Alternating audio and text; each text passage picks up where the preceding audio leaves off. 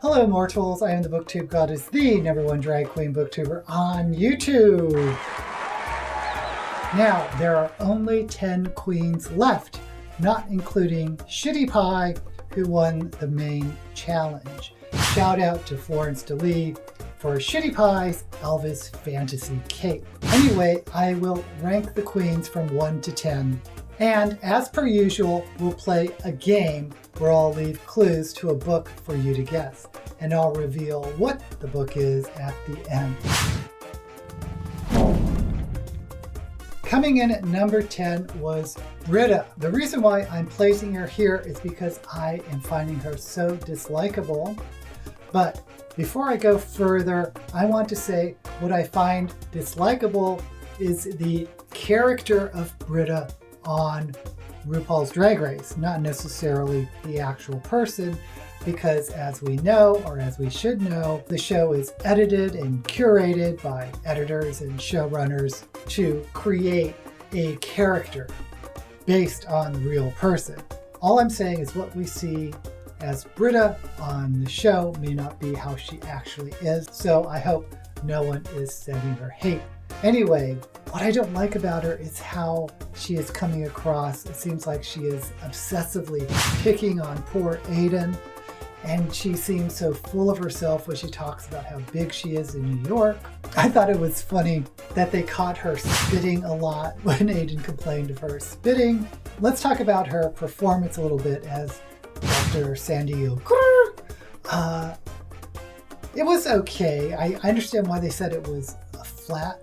It was sort of one note. I don't think she came across as very compelling, and I certainly didn't laugh at anything she did, which I think is the whole point of these acting challenges. Laughter is key. And the theme of the runway is capes, and I love capes. The first clue for the mystery book is capes. Who wears capes? Now, her runway look was the red cape. Once again, if you ever go to the Instagram and look at their pictures, they look so much worse on Instagram. Like I said last week, they really need to hire a good photographer when they take these. But I thought it was okay. The star of her outfit was her corset, and what really made it unique was the trumpet skirt, the mermaid skirt that was sort of cut out like chaps. And I have to agree, I didn't think it was very attractive. It just made it look very heavy on the bottom. But if she didn't have it, she would just be wearing a corset. But the cape itself was kind of threadbare. Now, once again, she is just coming across as very unlikable in the edits, and I am certainly falling for it. I don't like the way she's treating Adin Zayn. I don't like the way she's bragging about being big in New York. I just don't think she's coming across very good, which makes me wonder if she's not being set up for a redemption arc. I still think that at some point, her and Adin are going to lip sync against each other. I think it should have happened last week, but whatever. Number 9 is Nicki Doll. Oh, I really do like Nicki. I think she's very charismatic when she's not on the runway or she's not in a challenge, but behind the scenes, and I've seen her in some live streams, she is so charismatic. She seems like a lovely person, but it was not coming across in the challenges. She played Baby Dearest in the acting challenge, and it was the worst performance of the group, I would say. Although I think it was a little funnier than some of the mid people I'm going to talk about, mostly because the writing of the script was not so great. But her outfit on the runway, this, what does she call it, Joan of Arc fantasy, I thought it was the most spectacular outfit of the night. And if you saw her in Untucked going home, it was just a little tiny, it looked like a little toy, this little armor. And I wish she did show off that cape that she came out with, because that looked pretty spectacular too. But it appeared as though she just walked out and dropped it on the floor, so we didn't actually see it. But unfortunately, she came in last, And her lip sync wasn't as vibrant or energetic as Heidi's, even though I think she is a solid lip syncer. It just wasn't a wow performance. I'm really sorry to see her go, but someone has to go. 8. Number 8 I have as Crystal Method. Crystal, in my opinion, had a very poor performance in the acting challenge, as did Heidi, although I ranked Heidi much higher, as you'll see. But they didn't have much to work with. It was sort of a stupid setup. They were impaled by a giant fork for some lip sync number. I didn't get the story. It was kind of stupid. The lines weren't funny. There wasn't much they could do about it. So it's hard to blame some of these girls for not being funny when the script they were working with was dead in the water. 7. Number 7 was Jada Essence. And I liked her big over-the-shoulder boulders, or whatever you call those, epaulets, and the huge, big, dramatic beehive. It's fantastic. You know I like a good beehive. But for her acting challenge, I understand why Michelle Visage said she didn't get the jokes, because I rewatched that Grey's Anatomy skit, and she was just talking so fast you could barely understand the jokes. Dr. Meredith Gay, there's an anaphylactic shock in room 1. Oh. Dr. Tizzy Stevens, there's a diverticulitis in room 2. Dr. Sandra Oak, there's 10 homotomas in the waiting room. Get your asses out there. Diverticulitis, which I thought was funny because I happen to have diverticulitis. But she looked so fantastic on the runway. And she was pretty middle of the pack, if you ask me. 6. Number 6 was Jan.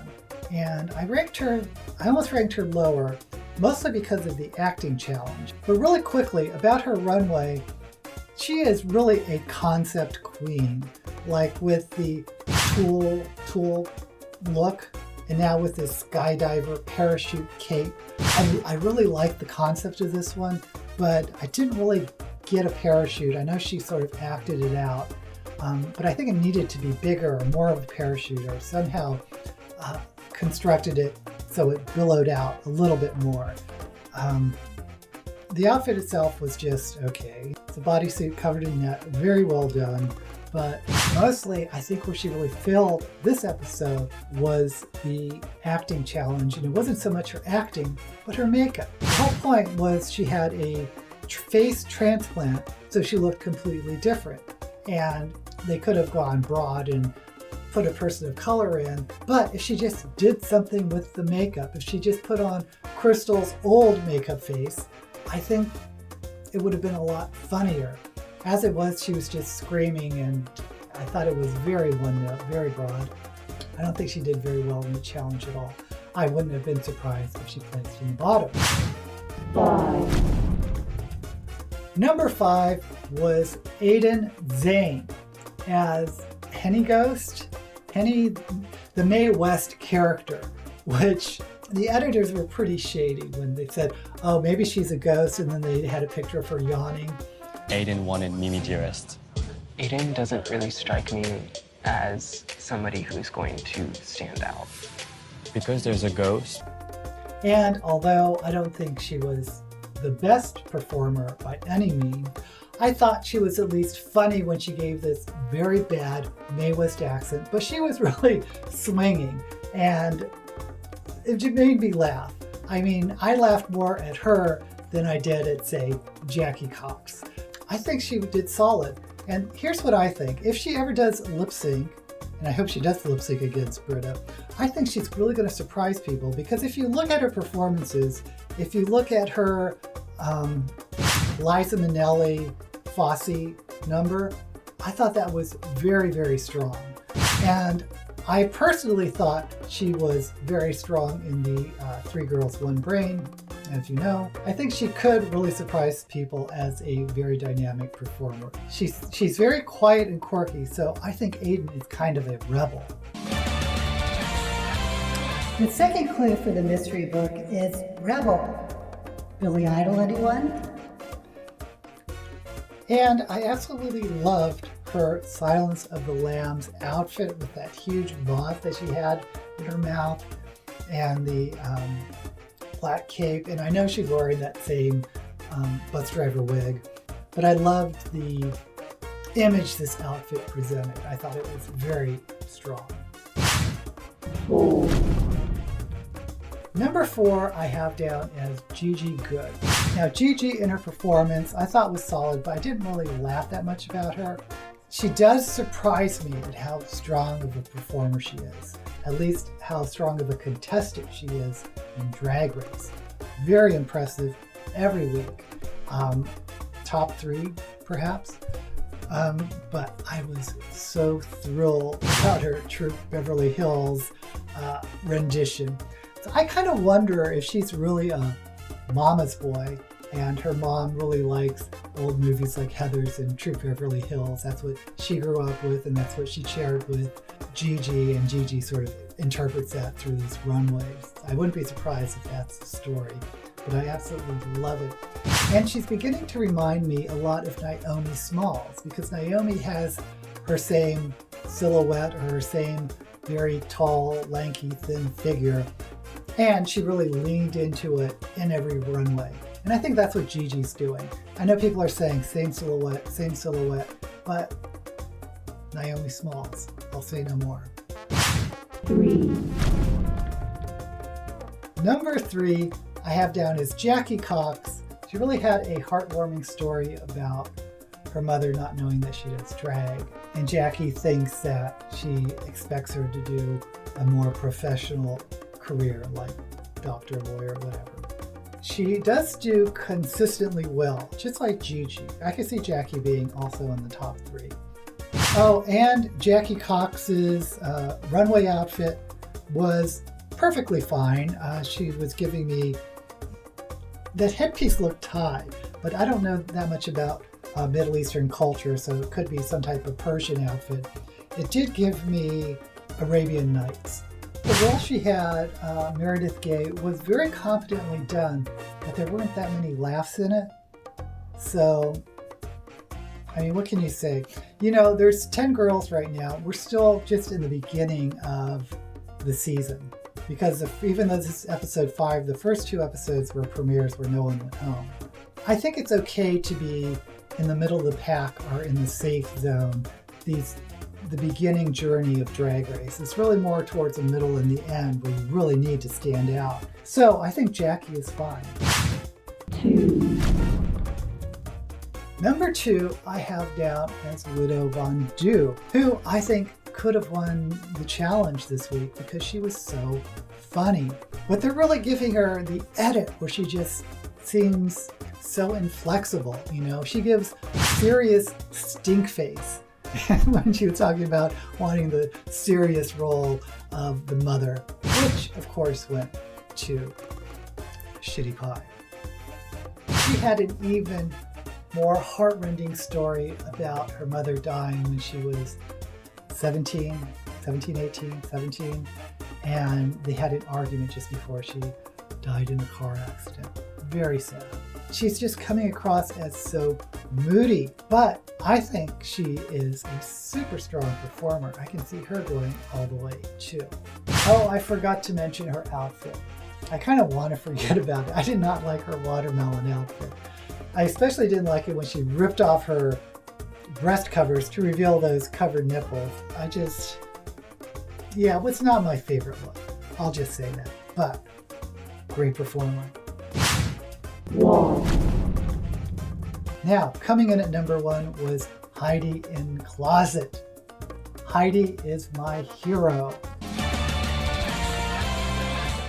The third and final clue is hero, as in Heidi is my hero. Now, the reason why I put her as number 1 for this episode isn't because she did well in it. Obviously, she didn't do well. She had to lip sync. I thought her outfit was pretty when she first entered the runway, and she walked down very quickly, and her butterfly wings were billowing out behind her. I thought, oh, that could be interesting. But then when you take a closer look, the pattern on the back of the cape was different than what was in the front. And I thought I didn't like the back pattern. And I understood everything what Michelle was saying, that it seemed to be two different costumes. If she would have just leaned into the butterfly motif, maybe had antennas, a hat with antennas, something, I don't know. But Heidi is my hero solely because she is just so dang charismatic. Again, she didn't do well on the runway. Her acting was meh. I think she did just as well as Crystal and what they got with the fork. I mean, they didn't have much to work with to begin with. But throughout the episode, her commentary, and especially during Untucked, sticking up to Adin Zayn just warmed my heart. I've always thought that she was charismatic, but because she's sticking up to the underdog, because she speaks her mind, because she is just so dang charismatic, she is just number one, at least in this episode, for me. Like, I worked so hard on that while you were sleeping. At the end of the day, it doesn't matter, okay? The bitch is safe, leave her the fuck alone. I'm not worried about Heidi right now, okay? Like I said, I'm worried about Heidi. What is this about? What is all of this about? Tell me to leave it alone. Leave her alone. She's clearly bothered.